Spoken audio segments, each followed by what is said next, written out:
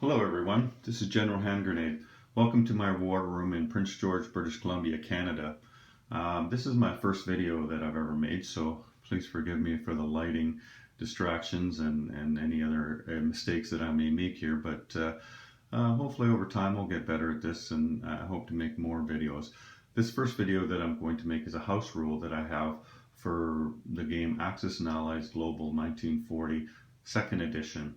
A house rule is a rule that you add, or perhaps a unit that you add to a game that is not in the out-of-box rule set that you get with whatever game that you buy.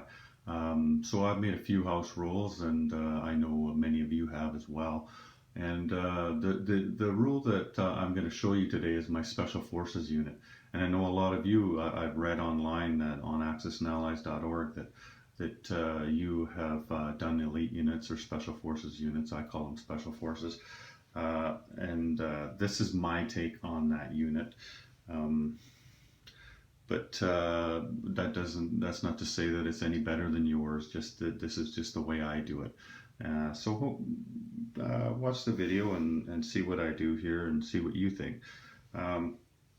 So let's get into it here. I've set up on a portion of the board here, South America, that, as you know, if you've ever played this game, doesn't get used a lot because I have a game going on right now, and which is a good thing because after I show you how the unit works, then I'm going to take you into the game and show you how it's working in the game, the type of strategy that we're using, how it's influencing the game. And we're just about at the end of the 4th turn, so it's a really good time to show you that because the Russians and the Germans are at war now, and the Americans have started their movement towards Europe, and everybody's at war, so it's a good time to show you that. But first, let's get into the Special Forces unit. So the thing about my Special Forces unit is that it's very limited unit. You only get 5 of them. So once your last one dies, that's it. You have no more Special Forces units. So you want to protect them a bit, but you don't want to protect them to the point that you're not using them, because then what would be the point of having them? But they do secret missions, and think of them as being like movies that you see of units that are made many years after the fact. They have many different skill sets. They're highly skilled warriors, and they take their orders from the highest levels of command. So their missions are a priority, but they're also secret as well.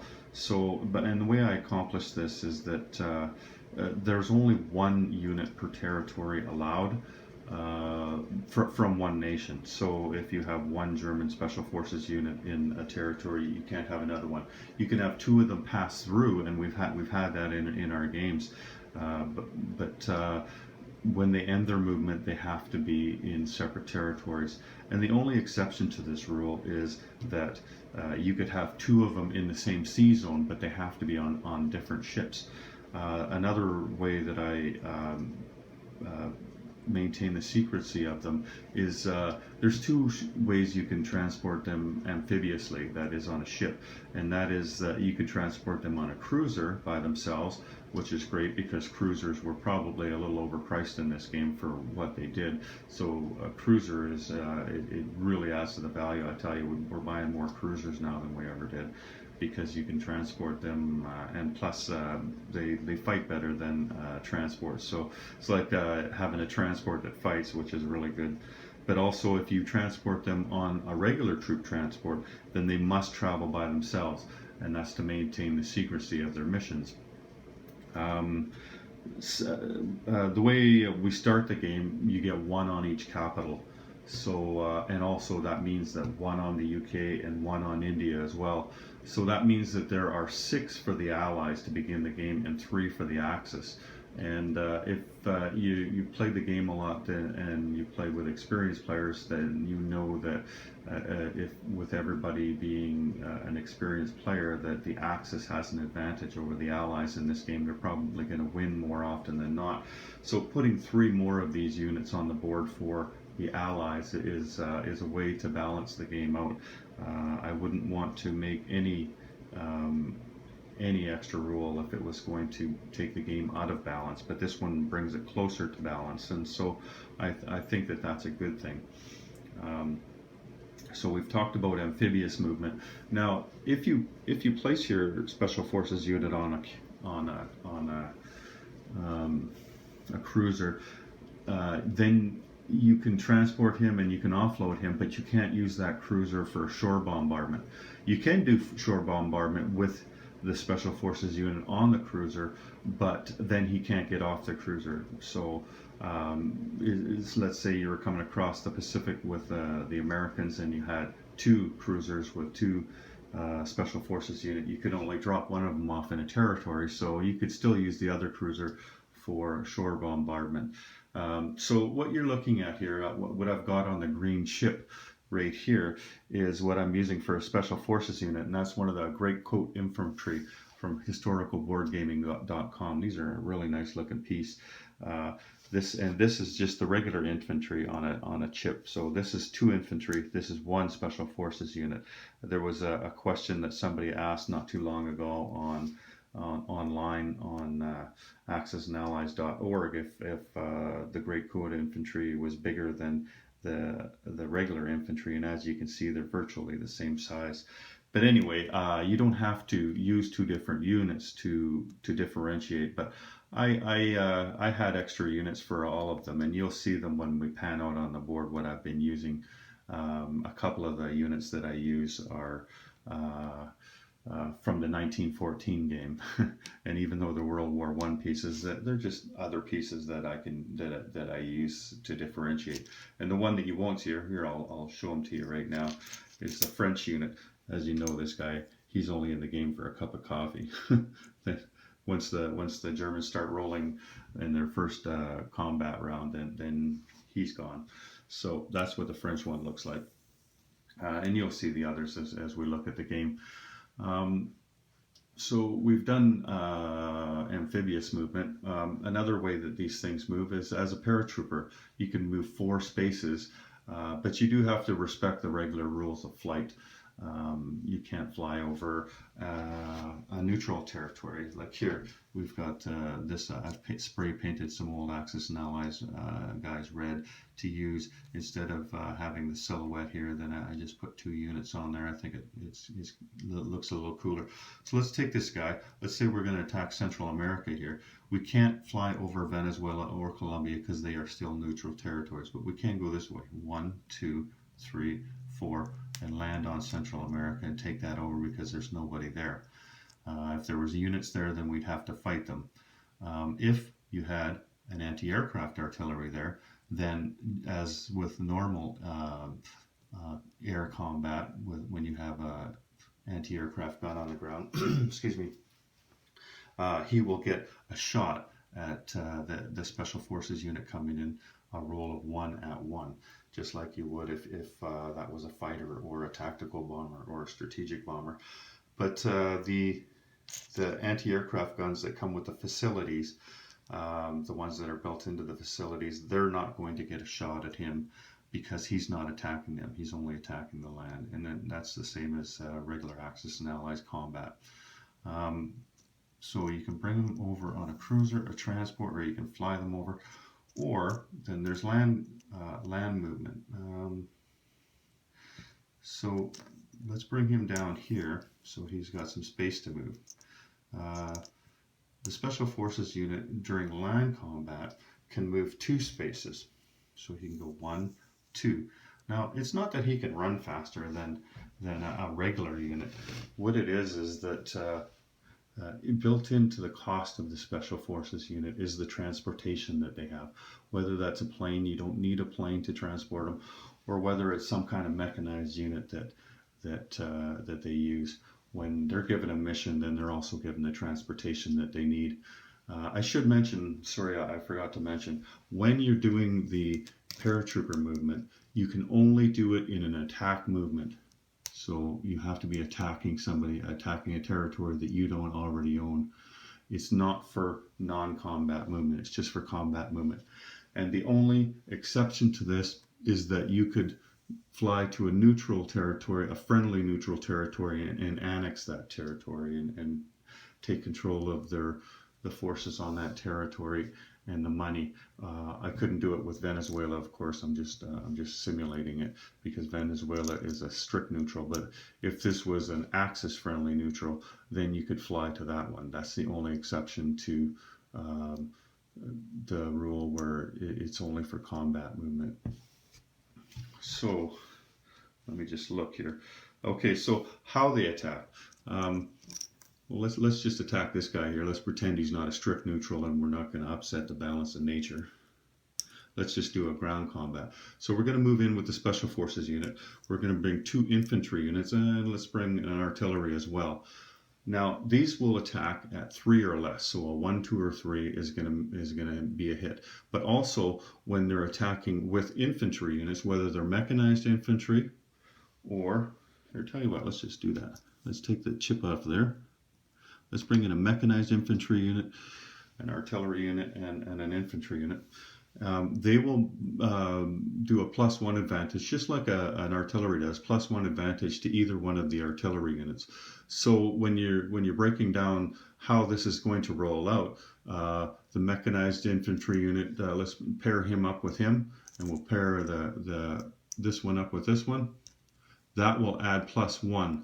Just as the artillery does +1. So this would be 1, 2 at 2, 3 at 2, and this is 1 at 3. So your attack against this guy will be 3 at 2 and 1 at 3.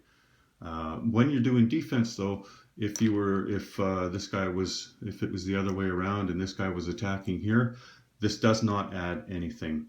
Like an artillery unit, he doesn't add plus to anything. These will all defend at 2, and this will defend at 3. So he attacks at 3, defends at 3, and he adds +1 to either 1-to-1 paired to an infantry unit. He doesn't make everybody +1. He just makes one infantry unit +1.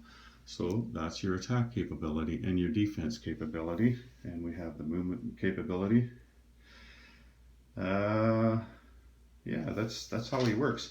One thing I found when I'm playing this game is air bases cost an awful lot of money. This is the air base that I bought from historicalboardgaming.com, and this is the one that you get in the game. You can use either one, of course, for your air base. You probably know that. But I found that in Africa, in southern Asia, that there are no air bases, so you don't get to use that paratrooper ability. The cost of an airbase is prohibitive. I mean, why would you spend 15 IPCs just to put an airbase in Anglo-Egypt, Sudan? It doesn't make much sense. So I have the America game when the strategic markers expansion set for that as well, and they come with these airfields. So I made up rules for these. They basically work the same as an airbase, except for they only cost 5 IPCs.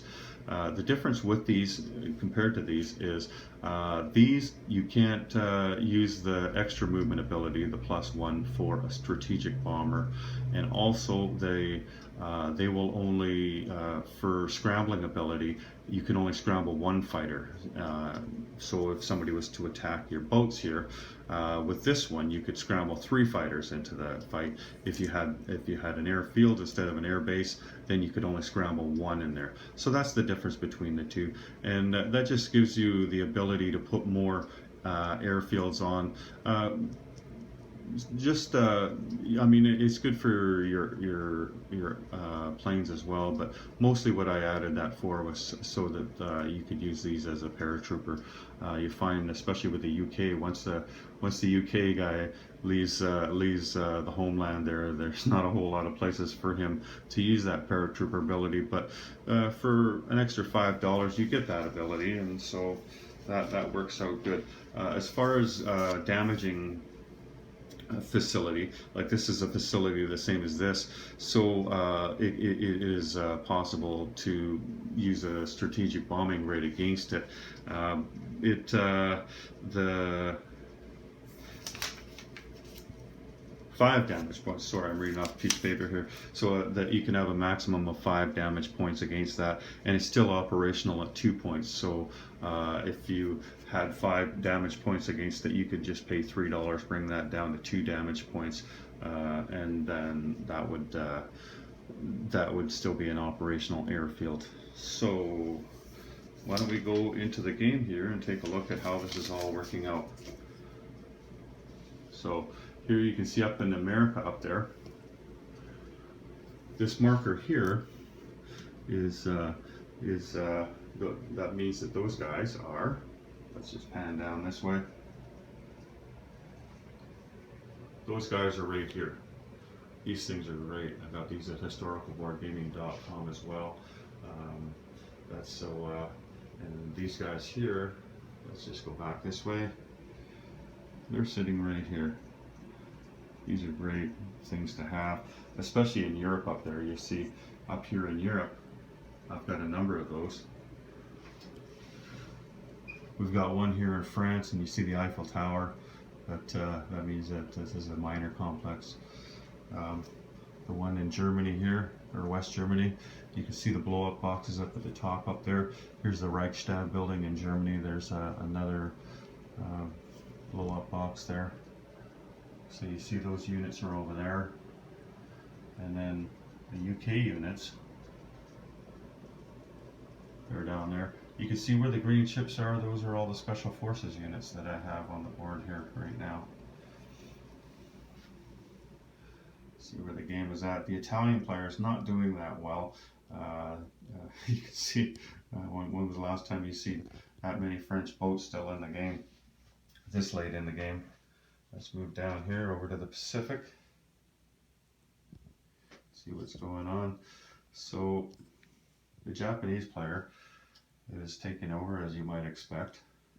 Oh, let's move that because we got some lighting issues there. Let's move this over to here. There we go.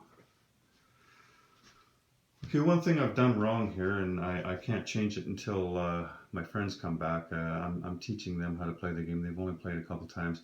I realized later when I was looking at the game, and I remember the rule, that I placed a major industrial complex here, or I've allowed them to. I mean, I'm playing an Allies player, so you're not allowed to place a major complex on a Chinese territory, even though the value is 3. So we're going to have to work that out when they get here. Either we're going to allow them to continue for the rest of the game, or we're going to allow them to change this complex for 2 minor ones and refund the difference. But you see what's going on there. They have a Special Forces unit up here. Great Britain has one down in India. One of the cool things with the Special Forces unit that I'm finding is that you can finally use them use the Anzac differently. The Japanese player just took the Money Islands now on the 4th turn, but they're going to have to, the Americans are about to put pressure on them in the home world, so they're going to have to take their boats here and start moving back that way. And if they don't move this one, then I've got planes up here, and these boats they're going to come down here. But so he's going to have to move, and once they leave, that's when these guys are going to take flight. I put an air base up here. I bought a full air base because I plan on being such a pest to the Japanese and the Money Islands there that they may just want to attack. So I want the added protection of 3 fighters. I'm going to start building more ships down here now that I've built the air base and I've got enough, or close to enough. I'll probably still add a few ground units in case they do come down to attack Australia. But if the game plays out the way a game usually plays out for you, as it does for me, then you know that the Anzac are usually pretty ineffective in this game. You spend most of the game building a small navy, and then you go out and take a few Japanese boats out, and that's about all you can do, unless the Americans have taken out the Japanese navy. But before that, I mean, you're just sitting in the home world. But with this air base here, your Special Forces unit can hit any territory here, any one of these islands, all the Money Islands, and they can even hit Malaya from there. From this one here where there's an air base, you can hit these ones here, and you can hit this one, but you can't hit these others, and that's why I placed an air base here, so that they can come out and hit any island, and they can even hit the mainland. One thing you gotta note when you're flying off to these islands is that now what's he gonna do? He can't move. So it's also a good idea to have cruisers, a lot of cruisers in the game, because a cruiser could have got him here as well and then taken him to another island or taken him back to safety. But you'll figure that out, though. It's pretty neat how it's changed the island play. You just like in anything in the game, you add up how much money I can do get by taking the guy there, and you know, if I can get him back or not. Maybe you can hold that island for 3-4 turns, so that'll make it worth it for you to do that. The Americans they're taking off, and they're in Hawaii, and they're going to put some pressure on the Japanese up here, which is going to take some of the pressure off of India. Here, let's take a look at one of these boxes. This is what I've been using. These things are great because there's room for all of the units in them. What I really like about them, though, is that the lids stay open. So here we have the national objectives that I've achieved for the United States, and here are the ones that I haven't achieved. So when I do achieve an objective, I put it up here. Got room for the money. I printed these cards off. The people on accessnow.org are great because they make these things up and they make them available to you. On one side, they have the national objectives, talks about American neutrality, the order of play, the turn sequence, victory conditions, all kinds of information on these cards here. Here's the setup for them, the costs of the units and everything. So this is great. This is self-contained, and each player has one of these boxes. It's got all your units in it, everything that you need. Here's some heavy tanks I got for the America game. They're a lot bigger than the regular tanks, but that's for another video. So moving along here, we got the Anzac, the Japanese. The lighting should get better when we're on this side of the board. There we go. Over in Europe, let's set this sucker down. There we go. So as you can see, here we're using, for a Special Forces unit, we're using the 1914 Russian unit. I was looking on historical board gaming to see what other kind of units I could use for Russian. This is basically the only alternative they have, is a guy that looks like that, except he's a little darker. So, no problem, I'll just use these guys. What they've done, when the neutrality was in effect between them and Germany, they were just building troops like you normally would, building a lot of infantry. And now Germany is making its way towards Leningrad here. So the way that they were going to counter that, you can only put one of these on per territory. They decided to spread out. There was Germans along the line here. They've just done a massive attack, and what they're hoping to do is take some of the pressure off of Leningrad here. So he is going to take Leningrad, but the hope is that the German will spread out their attacks so that they will leave smaller amounts of German units and make them more vulnerable for a second wave of Russian attacks to come in. And the Germans, of course, they're just intent on smashing. They've got a few boats here, so they can do a sea line attack. You can see this is what they have in Great Britain. I'm using the D-Day blonde. I went with the blonde ones on purpose instead of the tan, because then you can easily see where the Special Forces unit is. He's easy to pick out. And then you've got all these. Now, you always got to remember to have something on your capital, because these guys can reach, right? So you can't just leave your capital because there might not be any transports around. And that goes for the other way as well. 1, 2, 3, 1, 2, 3, 4, right on to Germany. So these are things you got to remember. You've got these guys in the game that can move over water without the benefit of a transport. Can you see this up here? I have this convoy marker. Sometimes you forget to count the convoy at the end. If you have these convoy markers, when you do move your unit in, you just place these on there. That'll remind you. I've got one down here as well. The French player is convoying Rome. I love this, the Roman Colosseum. This is what I'm using for their complex and to mark their home world. But yeah, so the Germans are. He's a pretty inexperienced player, so he's doing good up here. But you know, once the Russians counterattack down here, then there's not much. These guys are outnumbered down here, so Germany's going to have to bring some more guys down. Of course, these guys can move pretty far, so that's a good thing for them. But it does change the game slightly. It does add a few elements. One of the things that I'm thinking of doing for the British player on the next turn is the reason I put an airfield here. This guy then can move up to here and annex these guys, and I can even bring a couple of transports up, bring a number of units up and put them here. Then that'll draw Germany away, or away from the Russians as well. But if I didn't have these French boats that I could use to protect transports, then I could just bring the Special Forces unit over and annex these guys, bring them into the UK fold. So that's working out really well. One of the things I like to do with the UK player is put a complex right here on Persia. The reason I like to do that is because they can help out India. India doesn't get a whole lot of money. So if you put the complex here, you can go to India easily. You can go to Africa, get your units over in Africa. You do have the complex down there in South Africa.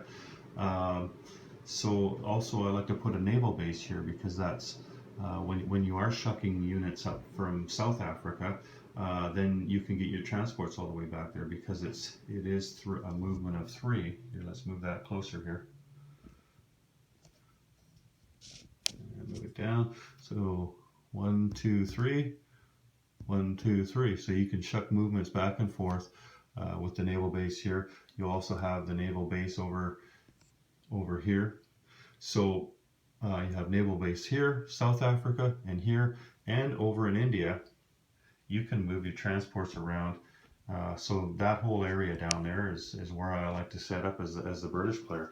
But you just want to make sure you keep an eye on your capital up there, up in the UK, to make sure that it's not going to suffer some type of sea lion attack. Other than that, that's where I play as a British player, is that little pocket down in there. You can take out your money.